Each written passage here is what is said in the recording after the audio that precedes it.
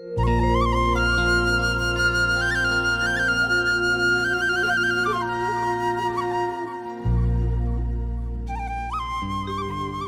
মেছেজটো নহ'লৈ সময়বোৰ যেন একে আছিল। তোমাৰ ফোনটো নহ'লৈ সময়বোৰ যেন একে আছিল। তোমাক লগ নোপোৱালৈ সময়বোৰ যেন একে আছিল। কিন্তু কি জানা, এতিয়াচোন সেই একে একে লাগি থকা সময়বোৰ ক'ৰবাত হেৰাই গ'লো।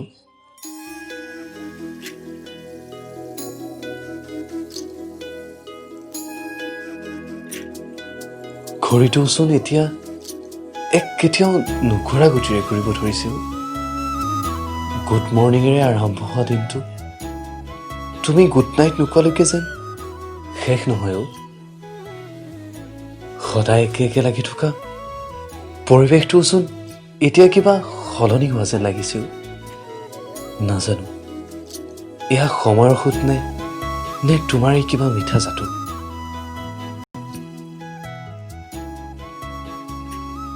এবাৰ মনলৈ আহে এইটোৱে চাগে সেই মিঠা অনুভূতিটো যিটোক সকলোৱে প্ৰেম বুলি কয়। বাৰু এয়া যিয়েই নহওক কিয়, মোৰ কিবা ভাল লগা হৈছে এই পৰিৱৰ্তনটো। এনেকুৱা লাগে যেন এই অনুভূতিৰ প্ৰাপ্তিৰ বাবেই লভিছোঁ মই জনম। কেতিয়াবা জানা, মোৰ হৃদয়ৰ একোণত উৎপন্ন হোৱা এটা সৰু ভয়ে মোক বাৰে বাৰে সোধে, সময়বোৰ বাৰু আকৌ আগৰ দৰে হৈ যাব নেকি? তেতিয়া জানা, মই নিজকে বুজাওঁ, ই আকৌ কেনেকৈ হ'ব পাৰে? সেই অজানিতে অহা মেছেজটো, সেই অজানিতে অহা ফোন কলটো কেতিয়াবা জানো নহাকে থাকিব পাৰে? নাই, এয়া কেনেকৈ হ'ব?